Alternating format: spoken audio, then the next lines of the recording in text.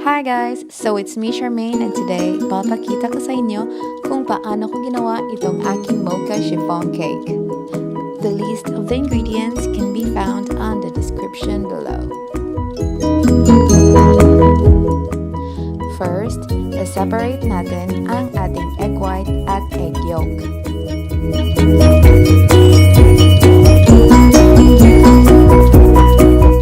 So, once it's separated, set aside muna natin ang ating egg white. And now, i-add lang natin ang ating oil, water, at 1/3 ng ating sugar sa ating egg yolk. Pagkatapos, i-whisk natin ito.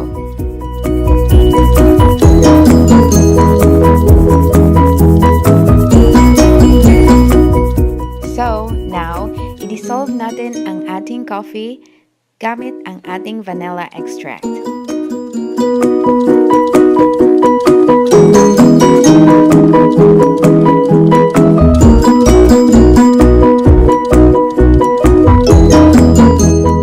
So, once ma-dissolve na ang ating coffee, lalagyan natin ito ng 2 tablespoons of cocoa powder and then mix it well.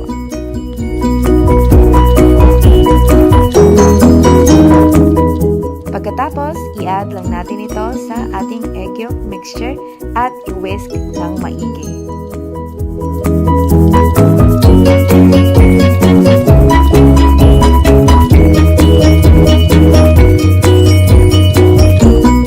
And now, it's time to add our flour, baking powder, and salt.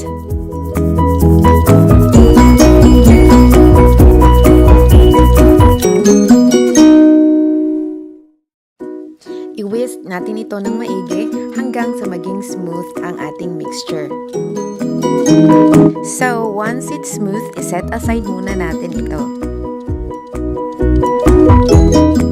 And now, i-beat natin ang ating egg white. And then, unti-unti natin i-add ang remaining sugar.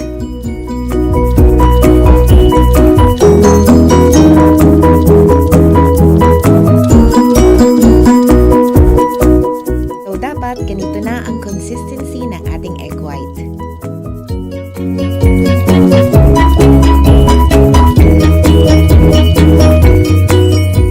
Ngayon, dahan-dahan nating i-fold in ang ating egg white sa ating egg yolk mixture.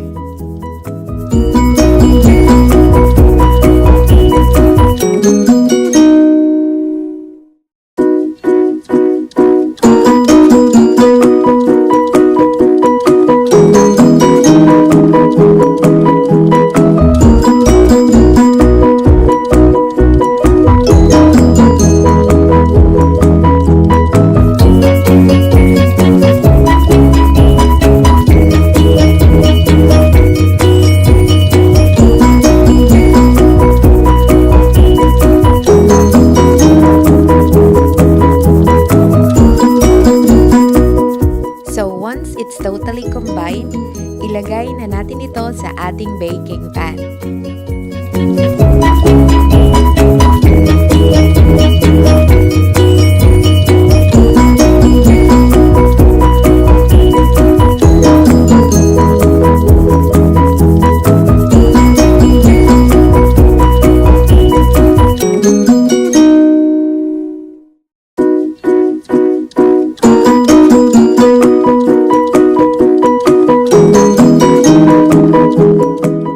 I-bake natin ito for 35 to 40 minutes.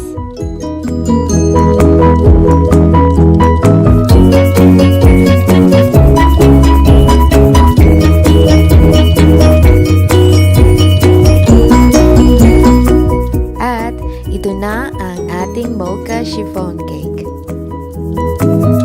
At dahil birthday ng pinsan ko ngayon, lalagyan ko ito ng icing at ibibigay ko ito sa kanya.